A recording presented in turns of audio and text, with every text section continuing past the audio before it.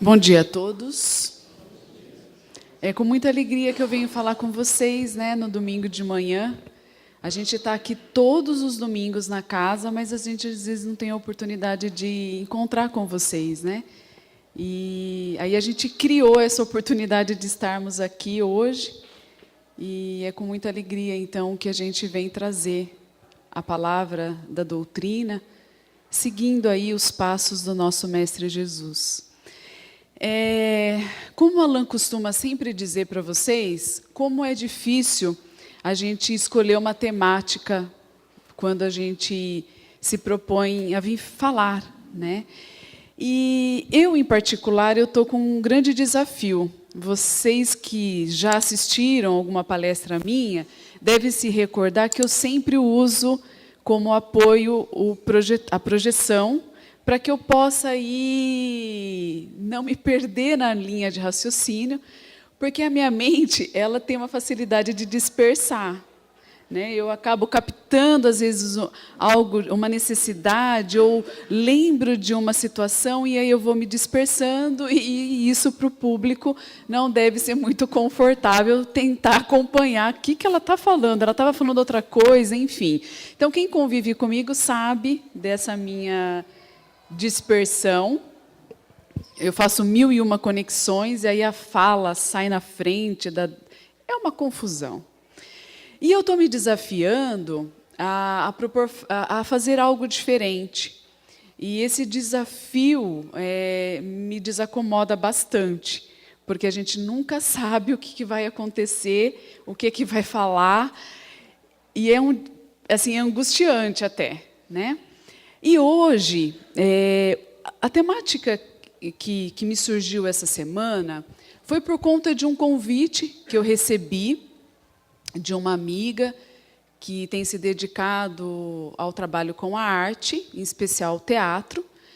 E como ela trabalha numa instituição, não sei se vocês conhecem a Escola Toque, essa escola acolhe as crianças com limitações físicas e mentais, e eles vão fazer um espetáculo no final do ano, e como muitos ali não têm a fala, e eu fui convidada, então, para fazer uma das vozes, e isso me tocou profundamente, porque eu fiquei pensando que eu, Renata, que tenho me esforçado há muitos anos para trabalhar a minha fala, a condução energética da minha fala, eu fiquei pensando, meu Deus, por que você me enviar esse presente, né?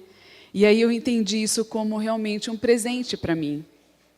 Porque se eu estou me esforçando para trabalhar a minha fala e recebo um convite para que a minha fala seja a voz de alguém que não fala, isso para mim foi como se ele dissesse, continua, filha, eu estou com você. Não importa o tempo que você vai levar, quanto você vai lapidar ou ter que educar-se, mas eu estou com você. E aí eu cheguei no estúdio para fazer a gravação. Eu tinha lido, na verdade eram 2 falas, e aí eu perguntei para quem estava ali cuidando, né, das pessoas que iam chegar para fazer a gravação.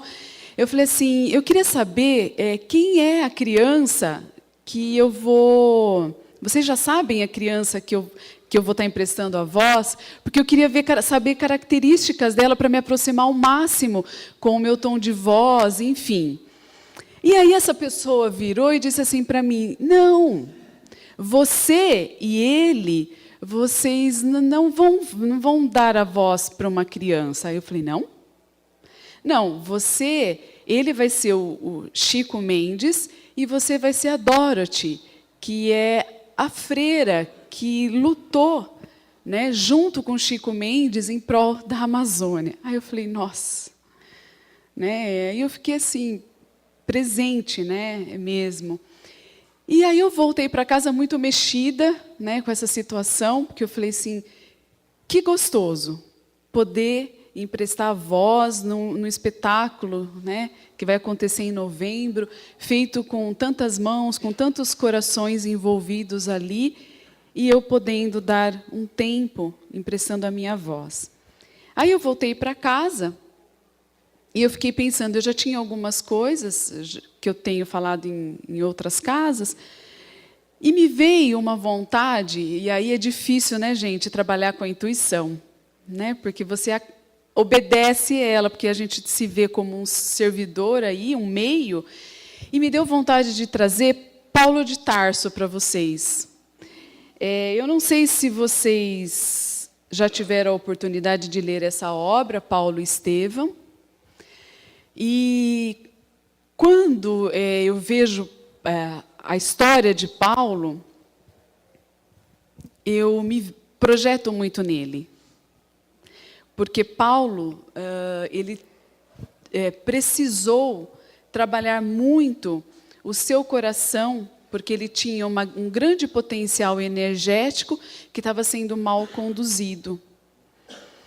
E até eu brinco que se eu tivesse que mudar de nome, colocar um outro nome, eu colocaria Paula, né? Porque eu me vejo muito nessa condição de ter que ter esse trabalho. E cada um de nós tem o seu desafio, né? Tem onde aperta, tem as questões para serem lapidadas.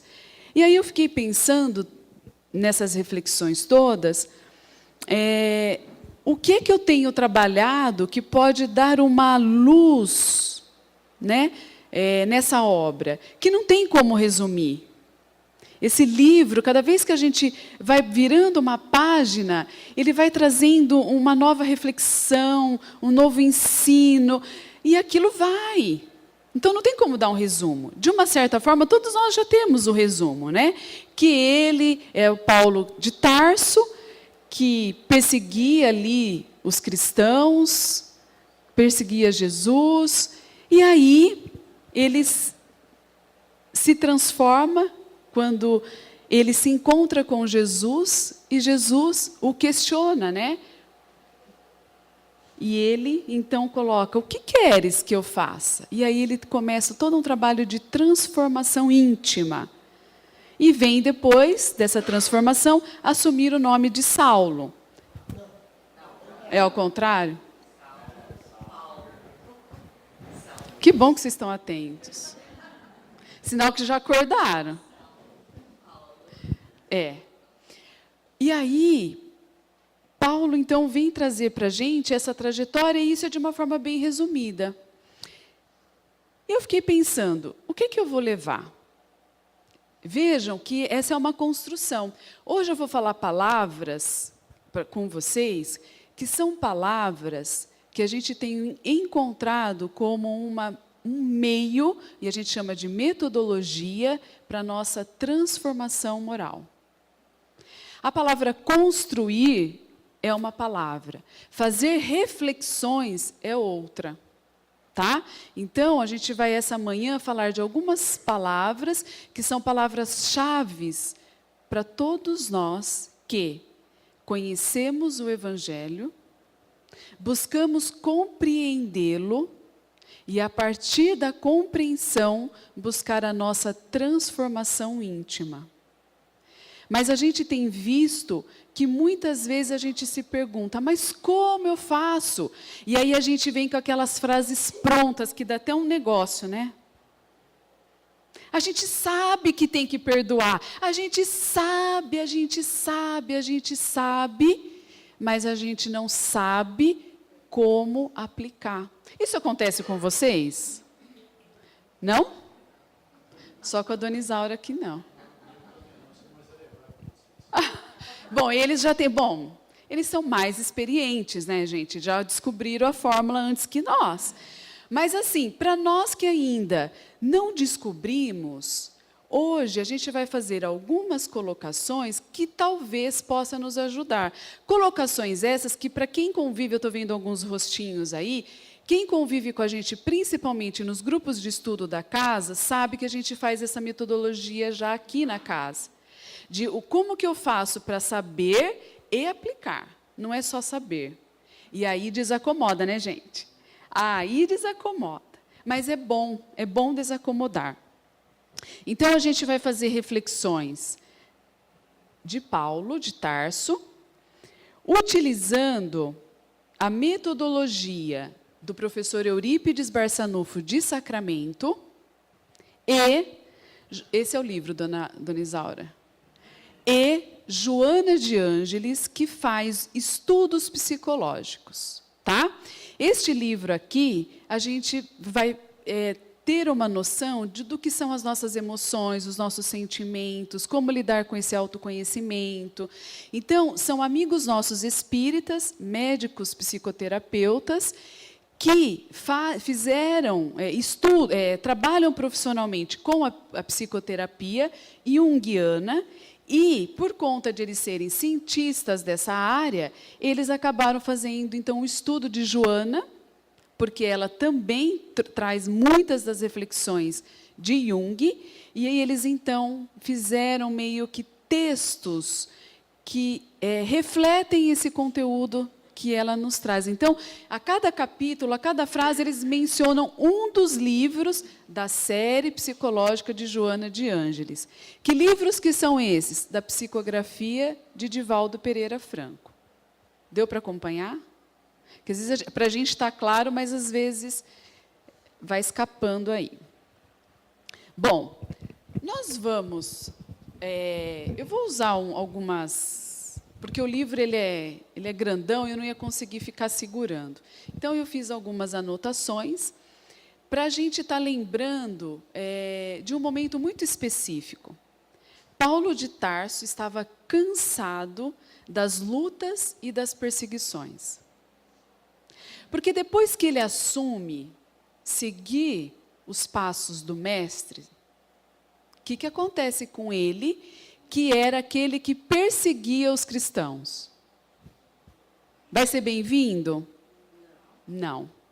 Então, ele começa a ter que reparar todas as situações desconfortáveis que ele mesmo criou por onde ele passou.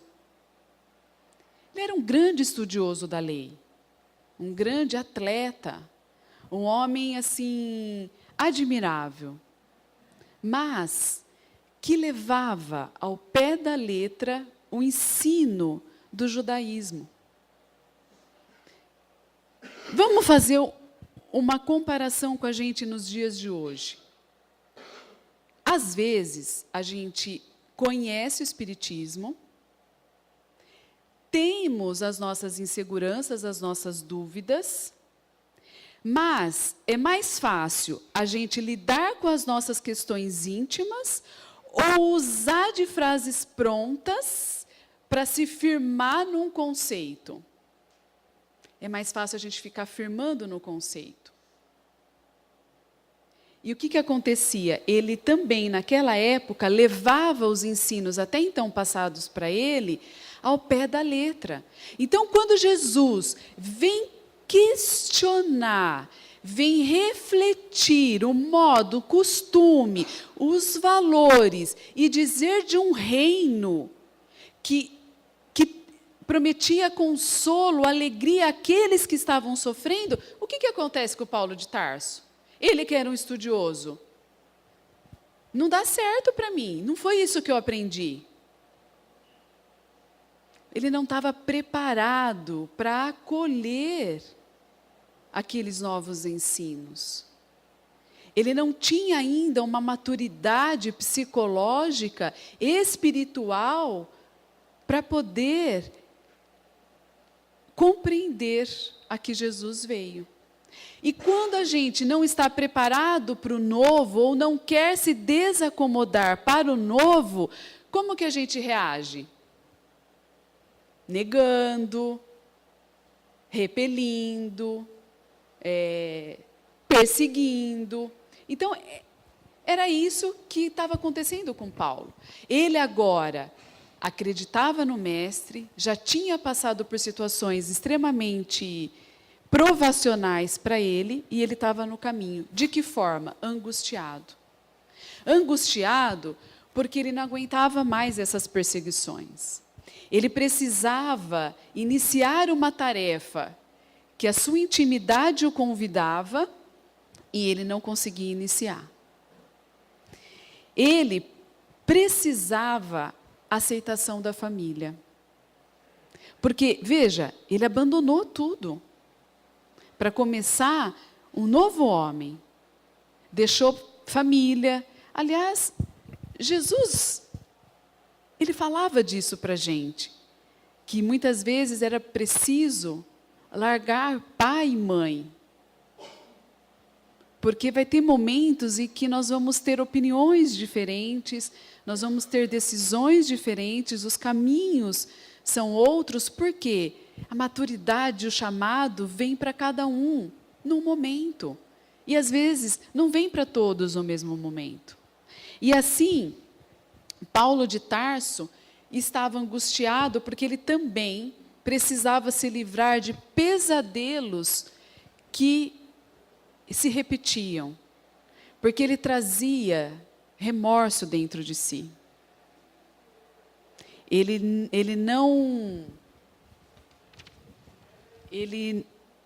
nunca aceitou o que aconteceu com Abigail e com Estevão. Ele se sentia culpado. E a gente sabe, até mesmo essa obra que eu acabei mostrando para vocês de Joana de Ângeles, que um dos sentimentos que costumam baixar demais a nossa condição de vibração é a culpa.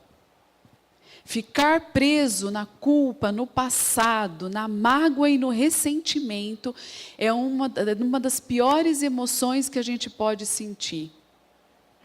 Porque pode abaixar de uma tal maneira que a tristeza venha nos visitar a ponto da pessoa não ter energia suficiente, porque ela se culpa tanto que ela se deprime. Até a gente estava conversando hoje, né, Alain, de movimentos de passe, e a gente, Jacó de Mello, porque a gente tem reparado que a gente tem usado uns passes dispersivos, né, no tratamento aqui na casa, e a gente estava fazendo uma reflexão, e é muito comum os passes dispersivos em determinadas situações. Né? Porque a gente precisa, para chegar à energia boa, muitas vezes é preciso afastar aquela que está impedindo, repelindo essas vibrações que vão fazer com que a gente se sinta melhor. Né? Veja quanta coisa envolvida. E Paulo de Tarso, então, volta a Tarso. Volta para falar com a sua família. E ali ele encontra o seu pai. E a gente vai fazer a primeira reflexão, porque o pai diz assim para ele: tua escolha está feita. Nada tens a fazer nessa casa. Aí Paulo, que via ali na sua casa a última esperança, porque ele estava arrasado. Ele passava fome, frio, andava sem saber onde ele ia repousar o seu corpo, sem dinheiro. Ele que era um homem que tinha tudo. Aí ele diz para o pai: falta-me tudo, meu pai. Estou cansado e doente. Não tenho dinheiro algum, necessito da piedade alheia. Também vós me expulsais? E aí o pai coloca: corrige as tuas impressões, porque ninguém te expulsou. Foste tu que votaste aos amigos e aos afetos ao abandono. Tens necessidade? Ele pergunta, e aí Emmanuel coloca no livro de forma enérgica. E coloca ainda assim, que a energia das suas palavras, para Paulo, neste momento, era mais importante e eficiente que alguma ternura que esse pai pudesse manifestar. E aí você está lendo e fala: como, né, que essa energia, em alguns momentos, a palavra enérgica, diretiva, o não faça, uma palavra de ordem. E aí, como Paulo, que nunca havia experimentado um pranto de amargura, olha que os adjetivos que Emmanuel vai pondo, a gente vai entrando na história. Ele precisava tomar uma decisão. E nesse momento, embora sendo muito rápido, ele precisou mentalmente tomar essa decisão, e ele coloca: então, adeus, meu pai. Dizes bem, porque eu estou certo de que Jesus não me abandonará. A passos indecisos, é a narrativa do livro, aproximou-se da porta da saída. Vagou o olhar nevoado de pranto pelos antigos adornos da sala. A poltrona de sua mãe estava na posição habitual. Recordou o tempo, os bons tempos em que ela lia e dava para ele as primeiras noções da lei. Aqueles olhos maternos, e aí a gente está lendo esse romance, já está chorando nessa hora, né? Jamais experimentava tamanho vazio no coração. Teve muito receio de si mesmo e meditou. Neste momento, é um momento muito valoroso para todos nós refletirmos juntos. Porque Jesus nos disse para honrar pai e mãe. E hoje nós temos a constelação familiar, que Divaldo estuda, enfim, mostrando para a gente a importância de honrar, de colocar a ordem na família. Quem vem primeiro, quem vem depois, estabelecer esses contratos aí. E neste momento, ele olhou para todas aquelas lembranças e honrou, se lembrou que foi a mãe que lhe deu as primeiras noções, foi a mãe que o acolheu, o pai, mesmo com sua forma enérgica, o educou. Mas que agora era preciso ele honrar tudo isso e continuar mesmo com passos indecisos. Não é assim que a gente vê um filho, quando ali é pequenininho, 2, 1 ano e meio, 2, que começa a caminhar?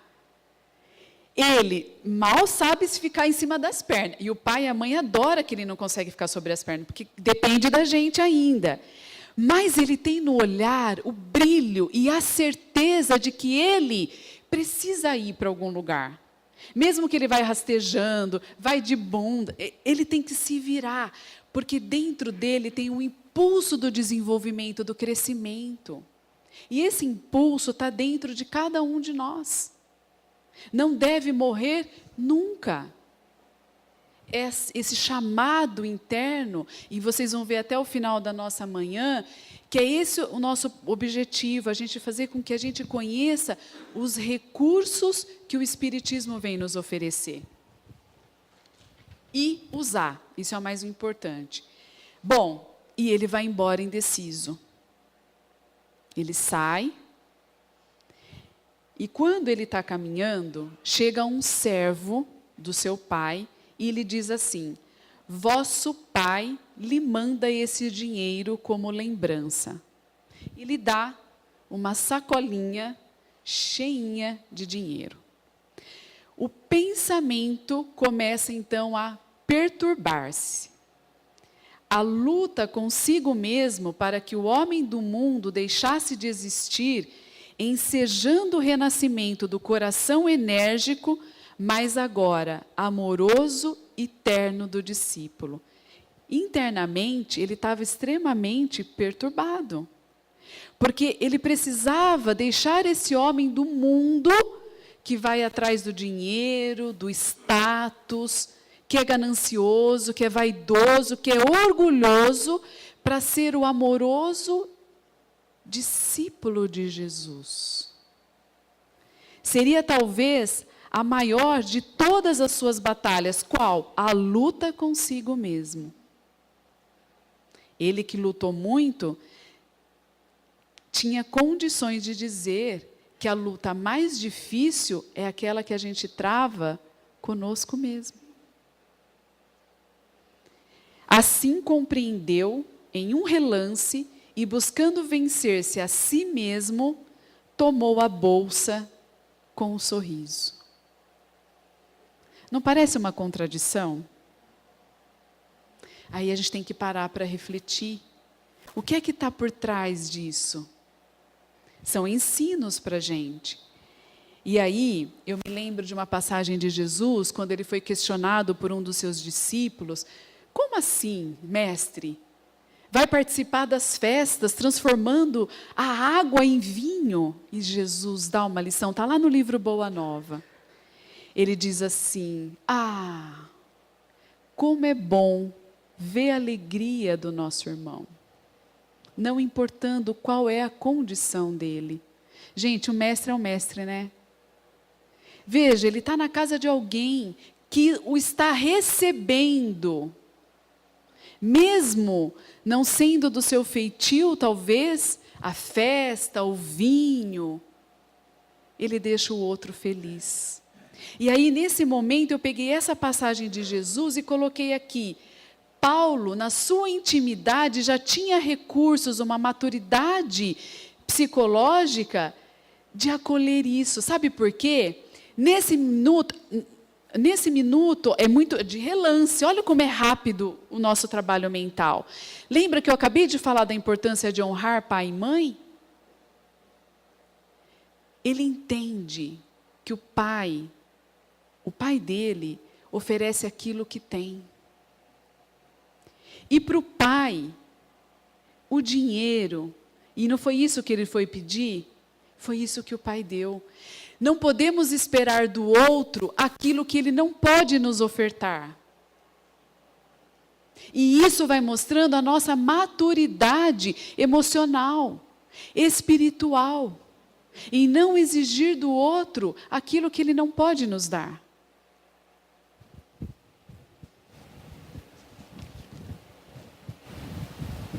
E aí, nós vamos entrar numa parte que ela foi realmente escolhida. Veja, ele está perturbado.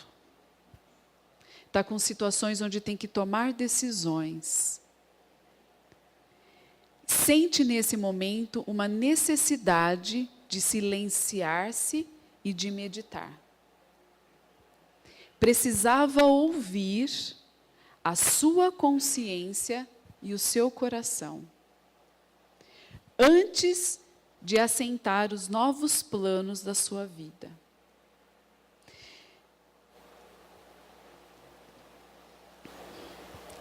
Eu fico pensando, se nós sabemos que a oração, o silêncio e a meditação são recursos valiosíssimos para o nosso crescimento, para as nossas paradas constantes no nosso dia a dia, porque nós, na maior parte do nosso tempo, nós não estamos perturbados, como Paulo está se mostrando, angustiado por tomar uma decisão, às vezes inseguro se isso é o melhor ou se é aquilo. Não estamos. E o que a gente tem feito para sair dessa vibração tão baixa que nos nivela a inferioridade dos outros seres criados por Deus. Nós somos seres criados, animais criados como tantos outros, só que com uma diferença. A nós foi dado a inteligência e a capacidade de fazermos escolhas e tomarmos decisões. E o que a gente tem feito quando precisamos tomar uma decisão? E aí eu achei muito legal a gente trazer esse exemplo vivo, de nesse momento onde ele estava todo mexido com as suas emoções, ele estava mexido com situações lá, ou vocês não conseguem entender que naquele momento em que ele vê a poltrona da mãe, no mesmo lugar que esteve sempre, ele acessou o seu lado menino, ele voltou para a sua infância. Quantas vezes a gente volta com necessidade de acolher a nossa criança? Quantas vezes a gente atende uma pessoa de 40, 50, 60 anos, chorando ainda, o choro de uma criança que apanhou injustamente aos 4 anos. Esse choro está lá, acompanhando-a desde os 4 anos de idade.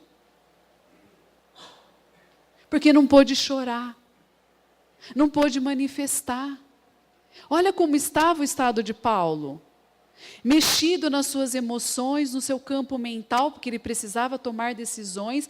Era um impulso que vinha dele, um chamado, uma vontade para iniciar uma tarefa que ele não sabia nem como e nem por onde começar. E o que é que ele faz nesse momento? Vai passar uma maquiagem, vou para o baile porque aí eu esqueço. Ah, vou tomar uma cervejinha que passa. Vai? Quando volta, o problema resolveu? Está maior. Paulo de Tarso usa o recurso aprendido. Vou buscar o silêncio. E eu não sei se vocês já viram, talvez o palestrante que falou muito da época de Jesus, eu não sei se ele mostrou fotos, mas eles viviam naquelas pedras, cavernas mesmo, né? Não tinha hotel, casas, assim, eram poucas que tinham, na maior parte das vezes. E Paulo, então, caminhou no meio da natureza e foi buscar uma caverna para se acomodar. Com a mente e as emoções mexidas, ele busca nesse instante, mentalmente, um recurso para mudar a sua vibração. Ele relembra o momento em que Jesus esteve presente com ele, o momento da sua transformação. E ao lembrar daquele momento, ele altera o seu campo vibracional. Ele altera o seu campo mental. Ele eleva as suas emoções a tal ponto de se sentir diferente. Agora começava a compreender que reiniciar a existência não era volver à atividade do ninho antigo, mas principiar do fundo da alma o esforço interior, aliviar o passado nos mínimos resquícios, para que surja aí um outro homem. Compreendia a nova situação, mas não pôde impedir as lágrimas. Às vezes a gente entende que para eu buscar essa minha transformação, eu preciso me violentar. E aí eu tenho que ser forte, eu não posso mostrar fraqueza, eu não posso chorar. E eu achei legal recortar essa parte, porque apesar de tudo, nada impediu de ele chorar. Nesse momento, ele se entregou àquele choro, porque não é um choro de desespero. É um choro que está eliminando toxinas. Um choro que expande o nosso ser. Eu fico nessa hora imaginando aquele choro, né, parecido com um choro quando todos nós nascemos. É um choro que mostra que tem vida, que tem vontade. E não é aquele choro de desespero, que faz com que a gente tenha vontade de enfiar a cabeça na terra e de não ver mais nada. Então, é importante a gente saber e ir conhecendo que tem choros diferentes, tem possibilidades diferentes. Não obstante as reflexões amargas, sentia-se mais calmo, confiou ao Mestre as preocupações e pediu o remédio da sua misericórdia. Procurou manter-se em repouso. Após a prece ardente, parou de chorar, figurando-se-lhe que uma força superior e invisível lhe balsamizava as chagas da alma. Nesse instante, Paulo já não sabe se está dormindo, porque ele já estava dentro da caverna, orando, meditando, fazendo algumas reflexões. Ele muda nesse instante, por conta da sua prece, ele muda a paisagem ao seu redor. E ele é tomado por um sentimento de paz. Sentiu aproximar de leve alguém. Aí ele vê Estevão e Abigail, jovens e formosos. Saulo de Tarso, comovido, ajoelhou-se e começou a chorar. Os 2 irmãos que voltavam a encorajá-lo. Abigail foi a sua noiva, que morreu muito nova. E Estevão era seu irmão, que ele não sabia que Estevão era irmão de Abigail. Ele ia conhecer Estevão no dia em que ele pede para uma pessoa ser apedrejada. E aí, depois que essa pessoa é morta, ele reconhece que ele é o irmão de Abigail. Imagina o remorso. Porque Abigail, depois dessa e outras situações, fica muito acamada e vem a morrer. E agora os 2, em espírito, se aproximam de Paulo. A gente costuma dizer que Paulo não seria nada do que foi se não fosse o seu companheiro espiritual, que esteve sempre com ele, orientando, aparecendo de vez em quando para o intuir, que é Estevão. É linda essa história. Levanta-te, Saulo, diz Estevão. E Abigail completa: que isso? Chorais? Palavras energéticas, provocando mudança de vibração. Porque se viessem só, não chora, muda a nossa vibração. Que isso? Choras? Né?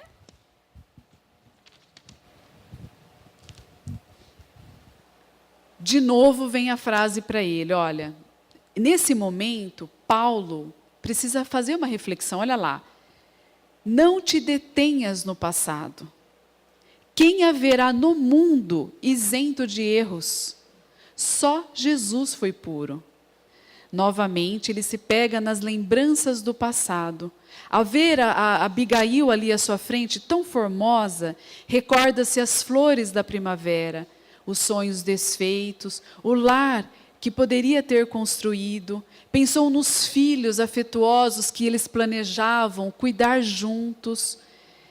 Nesse momento eu fiz uma parada, porque esse momento ele nos mostra o quanto que nós permitimos perturbações desnecessárias na nossa mente. Porque ele começa a fazer uma projeção, né? Ele volta no passado e começa a desejar aquele passado que ele não vai ter, vai ter. Já não ficou no passado? Ele fica preso nesse passado, projetando o desejo ainda de ter um filho que ele não vai ter. Uma casa, um lar, um casamento que não vai ter. Nós ficamos presos o tempo todo em coisas do passado. Somos pior que museu, né? Adoramos ficar cultuando coisas do passado. Não vemos a oportunidade de renascer a cada manhã como um novo ponto de partida. Porque quando a gente dorme, e Paulo aqui estava dormindo, ele estava aprendendo. Nós somos orientados. Somos chamados ali às nossas missões. Renovando o nosso quadro mental diariamente nas nossas noites. E o que é que a gente faz ao acordar? Esquece, né? Porque é para esquecer, não é? E a gente se apega a essas vibrações mentais que não vão nos desacomodar. Vão fazer com que a gente permaneça acomodado no homem velho. Abigail pede, vendo para ele então essa situação, ela fala assim: esvazia-te dos pensamentos do mundo, não te entregues ao desânimo, é preciso ser fiel a Deus. Estevão fica por pouco tempo ali e já está indo embora. E Paulo percebe que Abigail também ia o deixá-lo. Mas ele ali continua fazendo com que ela permaneça mais um pouco.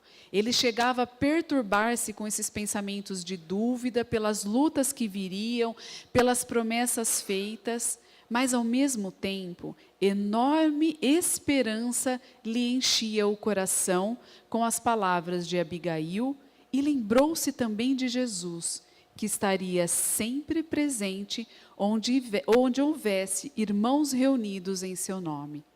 Neste momento é trabalhado, veja, não se perturbe com o seu pensamento. O nosso campo mental nos prende demais às coisas do mundo, às coisas que a gente vê. Se nós estudarmos evolução em dois mundos e mecanismos da mediunidade, nós vamos ali ver relatos de André Luiz dizendo o que é e aonde está o nosso campo mental. E assim como a Gabriele falou a semana passada, são coisas que eu estou descobrindo ainda. Não me pergunte exatamente onde é o lugar, porque a gente está, assim, num grande processo de estudo ainda e de uma construção interior. Mas os desenhos dos chakras nos mostram que campo mental, ele envolve nariz, olho, essa parte aqui, que na ciência médica é o único ponto que o parasimpático e o simpático se encontram. Aqui, ó. E o coronário. Por isso, esse altarzinho aqui que nós vamos trabalhar um pouquinho. Gente, o tempo já avançou e como eu quero dar um exercício para vocês, eu vou encurtar a nossa história aqui, que eu nem cheguei onde eu queria, tá? Mas, enfim. Hã? É, né? Vamos ler o livro. Ó, Abigail continua assim: a tarefa está apenas começando. Reclama aos companheiros que concordes contigo nas suas edificações. No entanto, nem Jesus os teve. E nessa parte Abigail vai na veia, porque ela fala assim: muitos, enquanto ele orava no horto, dormiam. Outros, quando ele estava na cruz, o negavam. E aí ela vai. Então, veja, nem Jesus teve a companhia de alguém para cumprir com a sua tarefa. O caminho para Deus está subdividido em verdadeira infinidade de planos. O espírito passará de uma esfera a outra sozinho.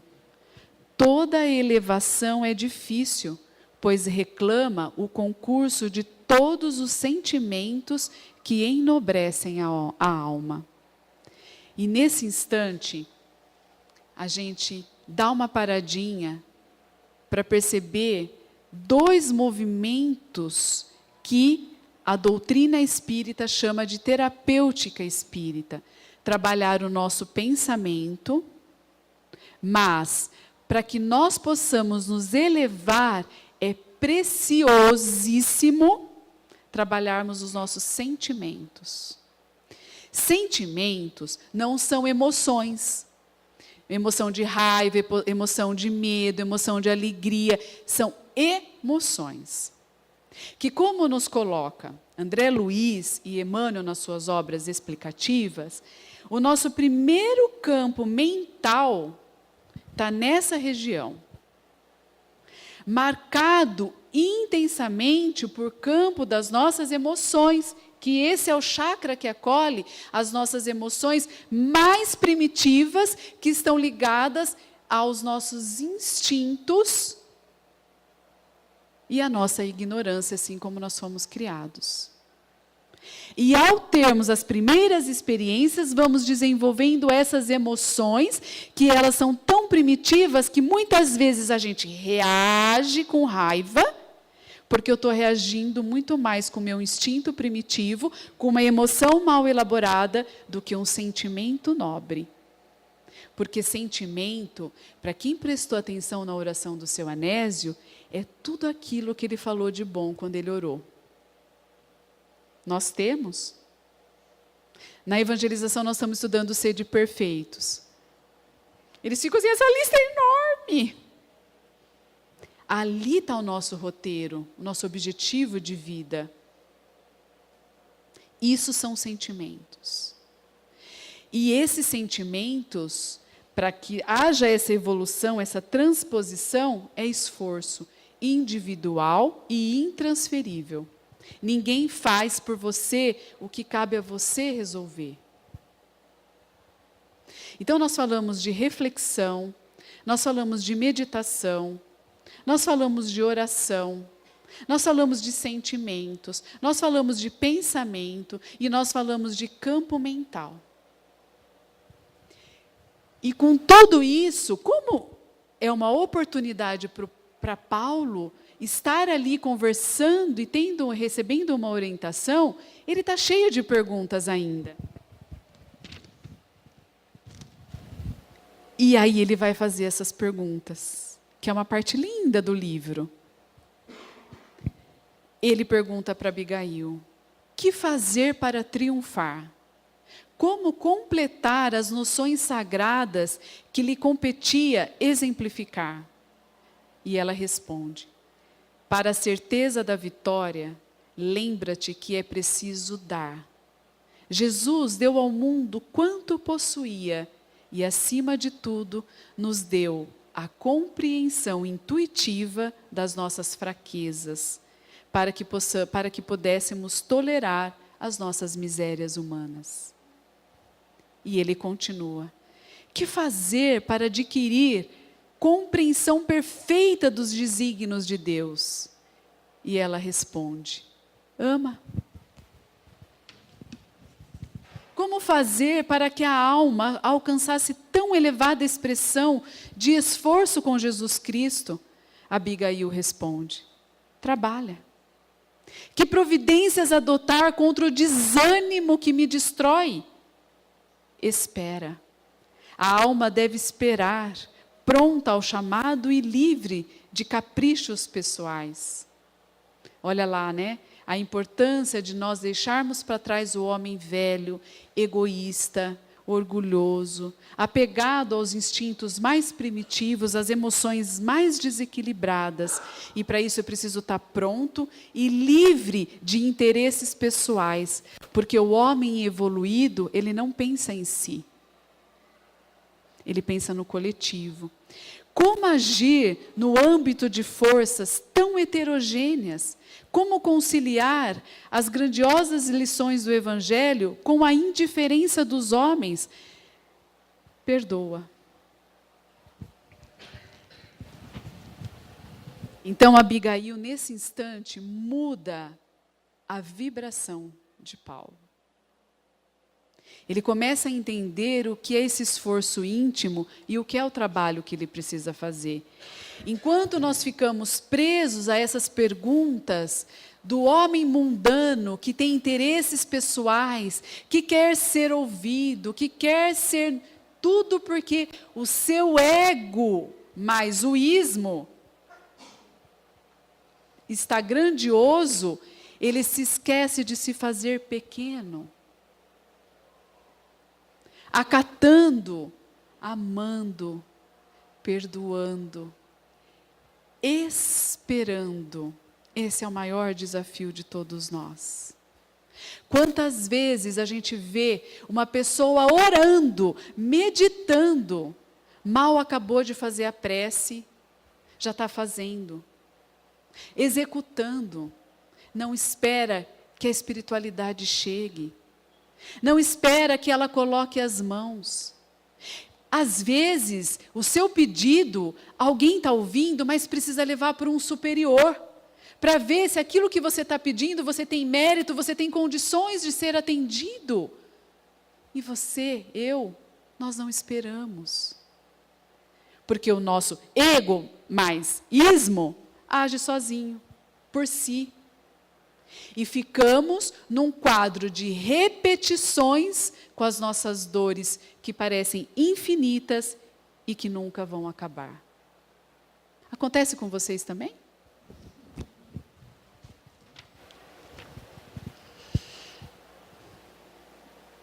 É isso. Ama, trabalha, perdoa, espera.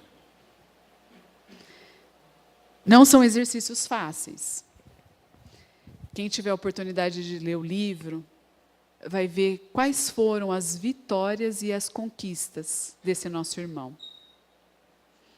Que é um exemplo de um discípulo que se transformou. E não pensa que no final do livro a gente não vai chorar, não. Posso propor um exercício? Seu Anésio iniciou nossa manhã com uma oração. Nós aqui trabalhamos os nossos pensamentos, acompanhando uma linha de raciocínio, fazendo, então, reflexões, ponderações. Trabalhamos, nesse momento, o nosso intelecto.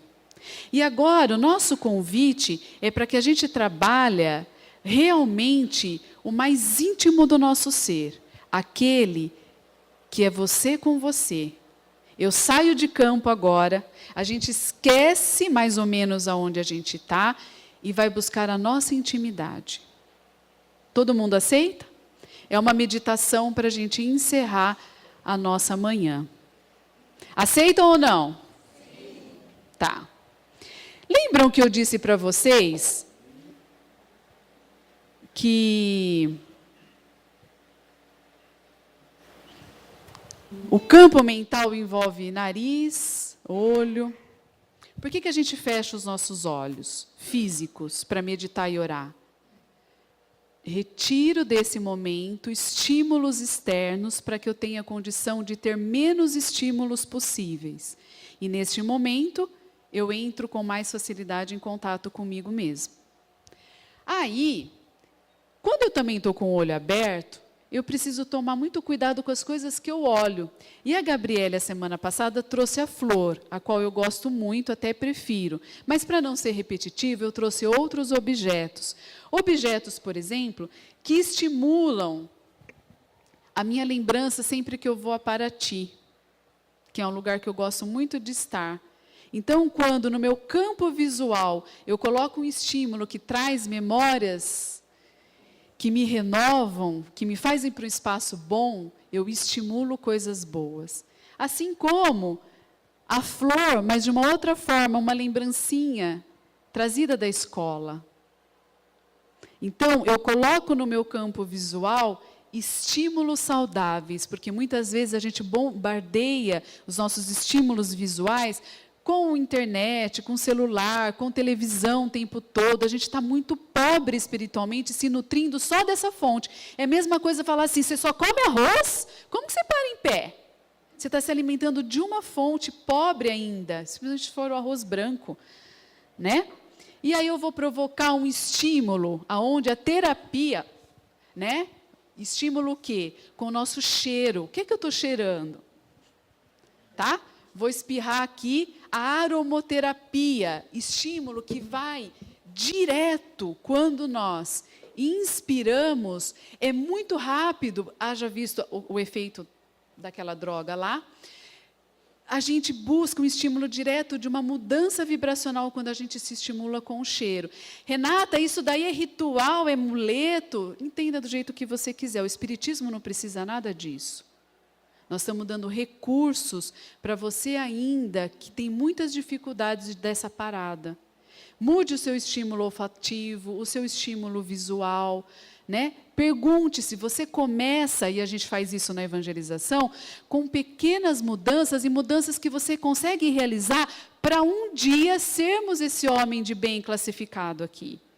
Há esforço e há trabalho nas mínimas coisas. Muitas vezes a gente quer a grandona com muita facilidade, mas sem esforço nenhum. Tá? E aí o meu convite agora é a gente trabalhar a meditação. Nós vamos fazer o seguinte. Nós vamos meditar juntos. Meu convite é que vocês façam assim com a mão. Vire para o lado esquerdo. O lado esquerdo é esse lado da porta. Agora, desliza sua mão para o companheiro do lado. Vocês viram que quem está na ponta, para não ficar desconfortável, fecha aqui no coração. Ó, você desviou assim, uma mão dá e a outra mão recebe energia. Quem está sem mão, fecha no coração. Para fechar o círculo aí. Acomode as mãos, vocês vão ficar uns 5 minutinhos assim. Tá? Acomoda, põe a mão na cadeira, na perna do amigo, se você tiver dificuldade. Acomoda, fecha os seus olhos. Fecha os seus olhos. Eu não vou atormentar ninguém, tá? Vocês vão ficar paradinhos aí, eu vou ficar aqui só conduzindo vocês. E o convite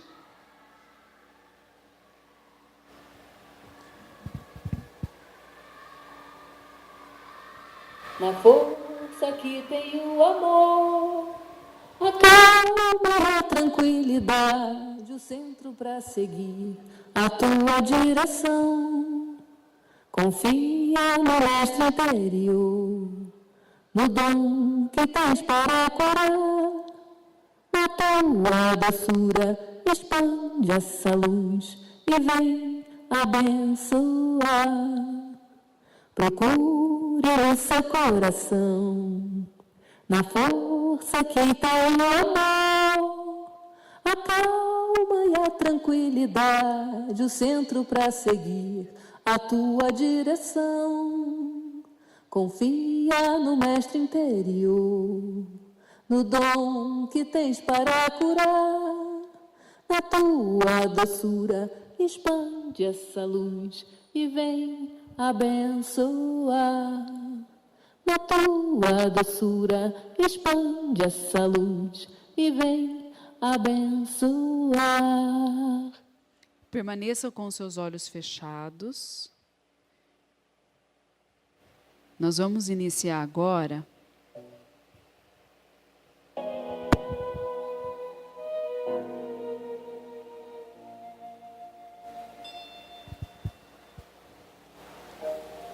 preste atenção como está o seu corpo, acomodado nessa cadeira. Perceba os estímulos externos, o ventilador, a música, as vozes das crianças. Mas escolha neste momento trazer a sua consciência para a sua respiração. Comece a prestar atenção como ela está. Veja que a respiração acontece de forma muito natural. Não tem esforço, não tem controle. Você simplesmente inspira e expira.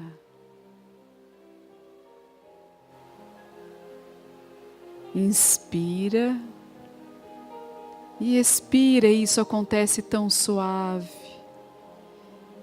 Mas a respiração, ela traz essa energia de Deus que está em abundância no universo, para dentro do seu ser. Quando você inspirar, permita-se que a sua mente diga: eu estou colocando Deus para dentro de mim, renovando toda a minha esperança, me trazendo conforto, paz. E quando eu expiro, eu me desapego de tudo que não me serve, de tudo que já foi, abandonando. Aí eu inspiro novamente e coloco o amor de Deus dentro de mim. Eu me renovo, eu me entrego neste momento.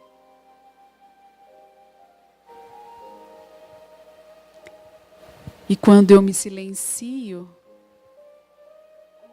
busco o meu silêncio interior, eu me reconheço. Eu vejo as minhas necessidades, porque eu abro os olhos da minha alma. E em silêncio, eu permaneço para ouvi-la, o que ela tem para me contar. Qual as suas necessidades mais íntimas e a sua vontade. E nesse momento, eu e o Pai nos tornamos únicos. Por alguns instantes, permaneça em silêncio, prestando atenção na respiração, usando a música como foco da sua concentração.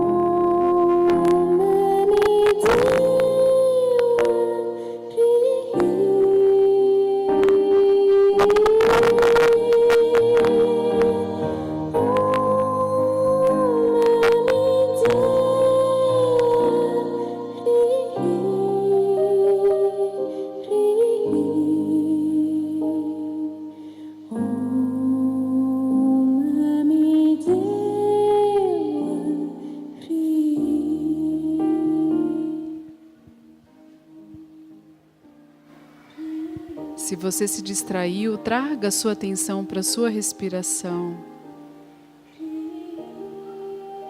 Inspira e expira.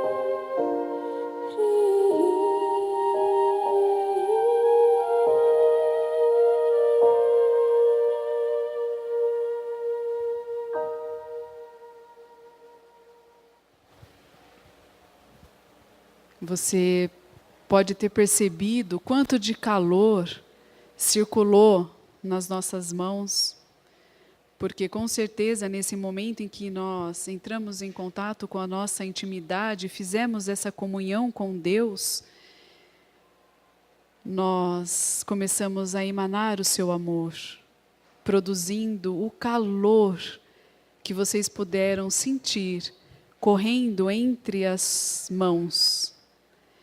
E o nosso convite para encerrarmos esse trabalho da manhã é que você agora possa abrir, vagarosamente os seus olhos, trazendo a sua consciência novamente para esse salão, acolhendo todos esses sentimentos que você se preencheu e que de uma forma muito amorosa você possa se levantar e agradecer a pessoa que te deu energia, assim mesmo como você vai ser agradecido para aquele que te doou.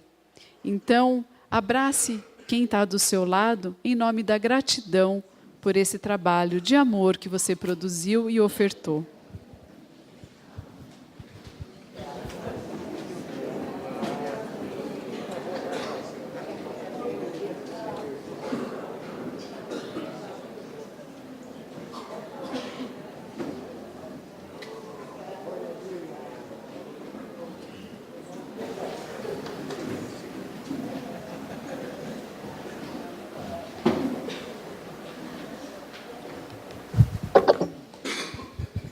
É isso, gente. Obrigada.